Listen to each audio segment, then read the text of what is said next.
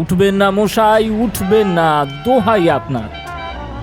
Laser দিকে লোকটার কথায় বেজার হতে হলো আমায়। কেন মশাই, আমি তো এদিক দিয়ে উঠেছি, আপনার তাতে কি হল?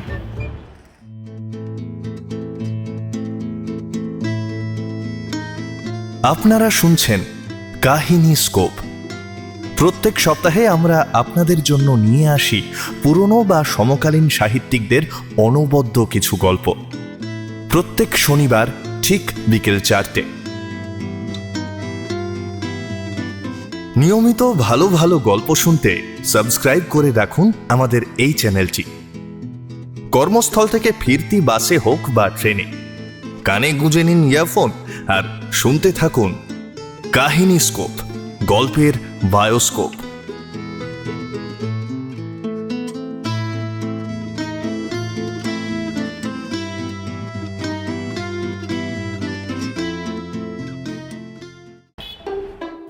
রাস্তাঘাটে ভিড় ভাট্টা, বাসে ট্রেনে ওঠার জো নেই গো মশাই।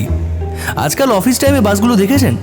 দেখলে মনে হয় একটা মশা অবধি ভিতরে ঢোকার জো নেই, অথচ কন্ডাক্টর দিব্যি চেঁচিয়ে যাচ্ছে, এই খালি গাড়ি, খালি গাড়ি। কোনো মতে তাও ধরুন আপনি সিঁধিয়েই গেলেন ভেতরে, দাঁড়াতে পেরেছেন কি পারেননি, ধরুন এর মধ্যে কেউ আপনারই ধাক্কায় গিয়ে পড়লো এক মহিলার কোলে। কি হবে বুঝতে পারছেন তো? আজ আপনারা শুনবেন শিবরাম চক্রবর্তীর লেখা প্রায়োপবেশন। শিবরাম চক্রবর্তীর এক অনন্য বাসযাত্রার গল্প। ভিড় বাসে উঠে কি যে ধাক্কা খেতে হয়, আর তারপরে কি আলোচনা থেকে গল্প যে কোথায় গিয়ে দাঁড়ায়, তা না শুনলে আপনি বুঝবেন কি করে?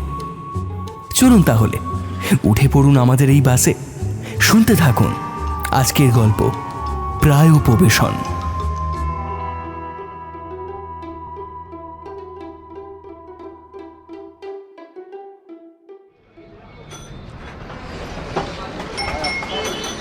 যথাযথ বললে প্রায়োপবেশনই বলতে হয় সব দিক বিবেচনা করে। সুতারকিন স্ট্রিটের কাজটা সেরে চিত্তরঞ্জন অ্যাভিনিউয়ের কফি হাউসের মোড়টায় এসে খাড়া হয়েছি। 3B বাস ধরে নিউ আলিপুর পাড়ায় আমার বোন পুতুলের বাড়ি যাবো বলে। কিন্তু বাস তো ধরাই দায়। একটার পর একটা 3B বাস আসতে লাগলো ঠাস বোঝাই হয়ে, আর পাশ কাটিয়ে চলে যেতে লাগলো ফ্রিলি। পা বাড়াবার সাহসই হলো না। আধ ঘন্টা ধরে ঠায় দাঁড়িয়ে 2B আর নট 2B এই দোনা মোনার মধ্যে শেষটায় মরিয়া হয়ে ঠিক করলাম, এরপর যে 3B আসুক না কেন, যতই না ভিড় থাক, উঠে পড়বো লাফ দিয়ে, যে করেই হোক। না হয় প্রাণ হাতে করে ঝুলতে ঝুলতেই যাবো নেহাত। এলো একটা 3B, তেমন তরই ভর্তি, তবু কোনো গতিকে হ্যান্ডেল ধরে উঠে পড়লাম। একতলা 3B-গুলোর দুমুখো দরজা। মাথার দিকের মেয়েলি তরফের হাতলটা ধরে উঠতে যাচ্ছি, লেজার দিকের দরজার মুখে যে মুষ্টিমেয় ব্যক্তি ঝুলছিলেন, তাঁদের একজন কাতর স্বরে চেঁচিয়ে উঠলেন, উঠবেন না মশাই, উঠবেন না, দোহাই আপনার। লেজার দিকে লোকটার কথায় বেজার হতে হলো আমায়। কেন মশাই, আমি তো এদিক দিয়ে উঠছি, আপনার তাতে কি হলো?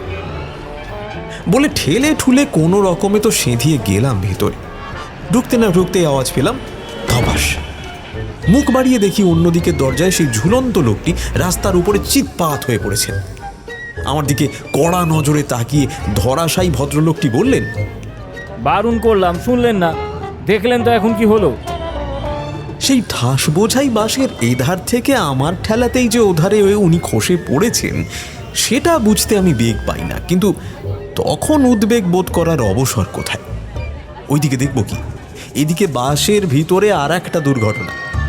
আমার এই অনুপ্রবেশের জন্যই কিনা কে জানে, মেয়েদের গা ঘেঁষে যে ভদ্রলোক টায়ে টায়ে দাঁড়িয়েছিলেন ঠায়, তিনিও ধপাস করে ভদ্রমহিলার কোলের ওপরে বসে পড়েছেন। সঙ্গে সঙ্গে জিভ কেটে তার উঠে পড়ার অবশ্যই দেরি হয়নি, কিন্তু ক্ষমা চাইবার আগেই মেয়েটি তাকে আশ্বস্ত করে বসবার অনুরোধ জানিয়েছে। না মানে তার কোলে নয়, পাশেই, এবং নিজেও একটুখানি ধার ঘেঁষে সরে বসেছেন তিনি। ভেবেছিলাম উনিও বোধহয় রোষ কষায়িত নেত্রে আমার প্রতি তাকিয়ে অভিযোগের কটাক্ষ হানবেন, কিন্তু না, বরং তিনি কৃতার্থের মতোই একটু জড়সড় হয়ে বসলেন দেখলাম। এবং মনে হলো একটু সকৃতজ্ঞের মতোই যেন চাইলেন আমার পানে। কিন্তু খাপ্পা হয়ে উঠলেন আর এক ভদ্রলোক। এ তোর অভদ্র ছোট লোক কোথাকার। আগে মাফ করবেন, আমার ঘাট হয়েছে। আমি বলতে চাই কিছুটা কৈফিয়তের সুরেই বোধহয়। আজ্ঞে না, আপনাকে বলছি না, বলছি ওই লোকটাকে। কেমন তারা মানুষ দেখুন তো, বলা নেই কমা নেই ঝুপ করে একটা মেয়ের করে বসে বললো হঠাৎ। কি গুরুতর লোক, অপদার্থ কোথাকার। ওর আর দোষ কি বলুন দেখি? টাল সামলাতে না পেরে ভদ্রলোকের পক্ষ সমর্থনে এগোই আমি, যার ভেতরে আমার নিজের সাফাইটাও উজ্জ্বল রয়েছিল। আরে টাল সামলাবার কি আছেটা কি মশাই? বাসের মধ্যে আবার টাল বেটাল কি? মাথার উপর রড ছিল না ওর? দুহাত দিয়ে শক্ত করে ধরে রাখতে কি হয়েছিল? শুধু অমনি বসে পড়লেই হলো এক ভদ্রমহিলার কোলে। হ্যাঁ, এবার আমার হাত সাফাই। সবার কবজির জোর কি সমান? হাত পিছলে মাথার রড ফসকেও তো যায় এক এক সময়, তাই না? আরে রাখুন তো, আমাকে একবার নামতে দিন। আর ওই লোকটাও তো নামবে বাস থেকে, তারপর দেখিয়ে দেবো লোকটাকে মেয়েদের কোলে বসার মজা টের পাইয়ে দেবো হাতে হাতে। কবজির জোর কাকে বলে জানিয়ে দেবো এক ঘুষিতে। যাঁর উদ্দেশ্যে এত বাক্যবান, এত তম্বি, তিনি স্থানুর মতন নিথর, নীরব, নিরাসক্ত। আমিও আর মাঝে পড়ে কথা না বাড়িয়ে চুপ করেই যাই। হ্যাঁ, স্টুপিড, রাস্কেল, রটন। আরো উগ্র হয়ে ওঠেন উনি তখন। Hottentot, অনুলুলু, hippopotamus. উগরে যান তার গরল একধার থেকে। এবার ভদ্রমহিলা বলে উঠলেন, ওর আগেই তুমি এখানে বসলে না কেন? তাহলে তো উনি আর... তার বেশি তিনি এগোন না, কথাটা উজ্জ রেখে দেন। মানে তাহলে তো উনি ওর কোলে বসার সুযোগ না পেয়ে ওই ভদ্রলোকের কোলেই বসতেন, এমন ধারা কাণ্ড বাধ্য না। আরে কেন বসবো আমি? তুমি বললেই আমি বসবো? মেয়েদের সিট না, মেয়েদের সিটে বসতে যাবো কেন? বলি একটি মেয়ে এলেই তো উঠে পড়তে হবে তক্ষুনি। কিন্তু আমি বসিনি বলেই ওর এমন কি এখতিয়ার? পাজি, নচ্ছাড়, হতচ্ছাড়া, শুয়োর ভণ্ড, শুশুক কোথাকার। উপবিষ্ট ব্যক্তিটি চুপ করে থাকেন। শুশুক শুনেও তার মুখভাবের কোনো বৈলক্ষণ্য দেখা যায় না, কিন্তু মেয়েটির গলায় প্রতিবাদের সুর অর্ধোচ্চারিত হয়। আহা, কেন মিথ্যে ভদ্রলোককে... ভদ্রলোক? ভদ্রলোকের পোশাক গায়ে থাকলেই ভদ্রলোক হয় না মশাই। বড় স্ত্রীর কোলে বসাটা কি রকমের ভদ্রতা শুনি তো একবার। এ কথার কোনো জবাব না থাকলেও প্রশ্নটা আমাকেও যেন পীড়িত করে। পরস্ত্রীর কোলে বসা ভদ্র অভদ্র কারো পক্ষেই উচিত নয় নিঃসন্দেহে, কিন্তু সত্যি করে বলতে ভদ্রলোক বসতে আর পেলেন কোথায়? বসতে না বসতেই তো খতিয়ে দেখতে তার লাভের দিকটায় জিরো। কোলে বসে 0-12 ফুরসত পাননি একটু, বসতে না বসতেই উঠে পড়তে হয়েছে। এটাকে প্রায় উপবেশনই বলা যায়। বরং মেয়েদের সিটের গায়ে গা ঘেঁষে দাঁড়ানোর মানেটা কি কেউ বোঝে না নাকি? তাক খোঁজা হচ্ছিল কখন টালটা আসে, ফাঁক পেতেই ধূপ করে বসে পড়া হয়েছে অমনি। হ্যাঁ, উনি নিরুত্তর। ইনি কিন্তু এর আগে যে রেটে এগোচ্ছিলেন মনে হচ্ছিল তার স্ল্যাং লাপে নিশ্চয়ই সকার বকারে গড়িয়ে আসবেন, কিন্তু কর্ণমদনের নাকি ওই যাকে বলে কর্নওয়ালিসের সেই 10 শালা বন্দোবস্তে না গিয়ে বোধহয় ভাষায় কুলিয়ে উঠতে না পেরেই বাক্যের শালীনতায় ফিরে এসেছেন বাধ্য হয়ে। তবু ভালো যে ভদ্রলোককে মার্জনা করতে না পারলেও তিনি নিজে অন্তত ভদ্র ভাষায় মার্জিত হয়েছেন। মেয়ে ছেলের কোলে বসতে খুব আরাম লাগে, তাই না? আবার তার কামান গর্জন হলেও তার কথার শোনায় এবার যেন একটু সোহাগা মেশানো মনে হয়। কথাটা শুনে আমার কেমন যেন খটকা লাগে। খট করে একটা কথা মনে পড়ে যায়। বসার কোল ঘেঁষাই কথাটা। মেয়েদের কোলে বসাটা কেমন আরামের জানি নে, তবে মেয়েদের কোলে বসানোর আরামটা আমার জানা আছে বটে, মানে হাড়ে হাড়েই জানা। মারাত্মক আরাম, প্রায় কুরুক্ষেত্র কাণ্ডই বলা যায়। দৈপায়ন হ্রদের ধারেই ঠিক যেরকমটি ঘটেছিল নাকি একবার।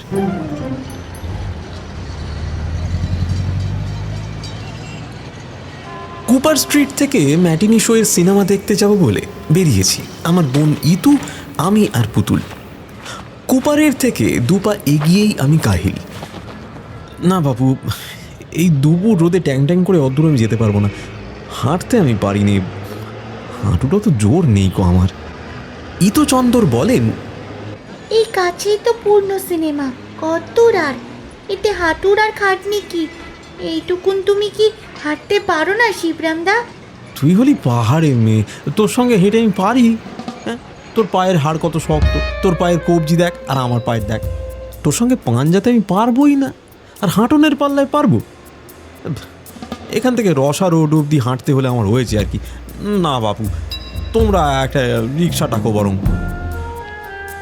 রিক্সা এলো, কিন্তু পুতুল প্রশ্ন তুলল, রিকশায় কি 3 জন ধরবে? একজন কারো কোলে বসুক না হয়। কে বসবে শুনি? আমার তো কোলে বসার কথাই ওঠে না।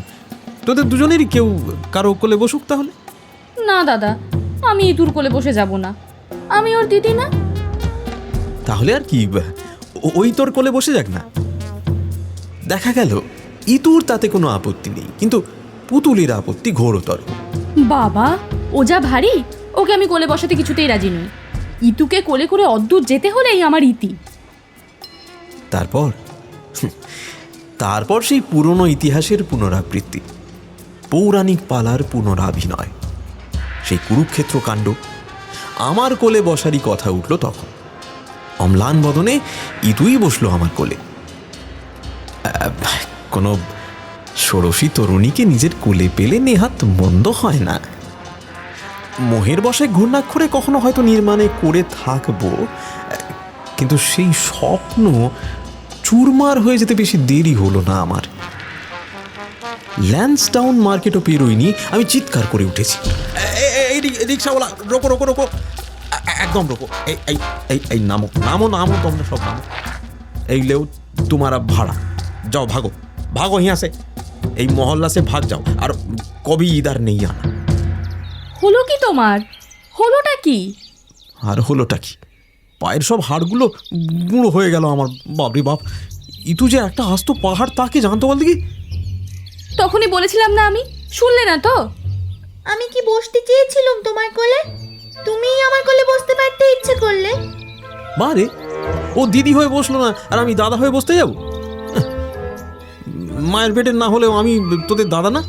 আমার একটা ইয়ে নেই, মানে আত্মসম্মান নেই?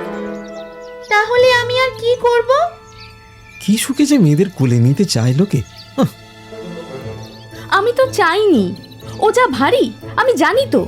ওকে কেন, আমি কোনো মেয়েকেই কখনো আমার কোলে নিতে চাই না। তা সত্যি, মেয়েরা কখনো তা চায় না বটে। মেয়ে হয়ে তারা মেয়েদের মর্ম বোঝে না, সেজন্যই কিনা নাকি মর্মে মর্মে সেটা বোঝে বলেই তার মর্মোদ্ঘাটন করা আমার কম্য নয়। তবে দেখেছি যে হালকা গোছের শিশুদেরই কোলে কাঁখে, এমনকি গর্ভে ধারণ করতেও তারা গর্ববোধ করে, কিন্তু ভুলেও কখনো কোনো মেয়েকে নিজের কুক্ষিগত করতে যায় না, চায়ও না। স্বভাবতই তারা বুদ্ধিমান, কিন্তু হনুমানরা চায়, এমনকি দারুণ দুরাকাঙ্ক্ষায় তারা হনুমানকেও টেক্কা মারতে যায়। যেমন এই আমি, স্বয়ং মহাবীর শুধু গন্ধমাদনী ঘাড়ে করেছিলেন, কাঞ্চনজঙ্ঘাকে কোলে নিতে যাননি, কিন্তু হনুমত্তায় তাকেও ছাড়িয়ে গিয়েছি আমি। আমি জবাব দিই পুতুলকে, তুই না চাইতে পারিস, কিন্তু অনেকে চেয়ে থাকে। কেউ চায় না, ধাড়ি ধাড়ি মেয়েকে কেউ কোলে নেয় নাকি? না, নিতে চায় আবার। এই মানে ছেলেরা চায়। দুর্যোধন চেয়েছিল। দুর্যোধন? চাইনি দুর্যোধন, যার জন্য অমন কুরুক্ষেত্র কাণ্ডটা বাঁধল। দ্রৌপদীকে নিজের কোলে বসাতে চেয়েছিল বলেই না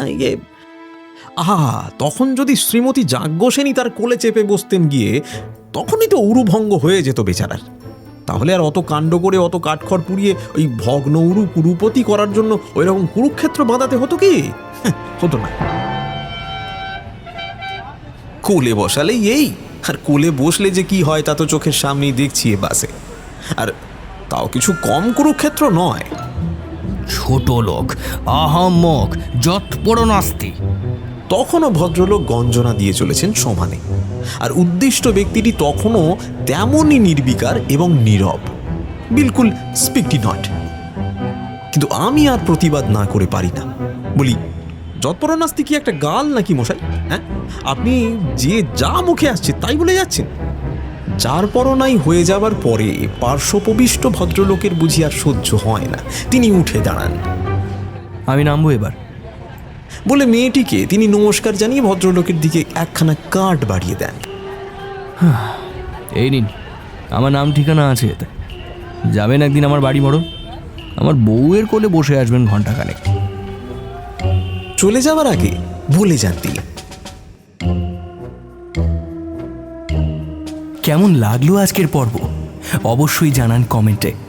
বাংলা তথা বিশ্ব সাহিত্যের নবীন ও প্রবীণ লেখকদের ব্যতিক্রমী লেখা নিয়ে আমরা নিয়মিত আসছি এই চ্যানেলে।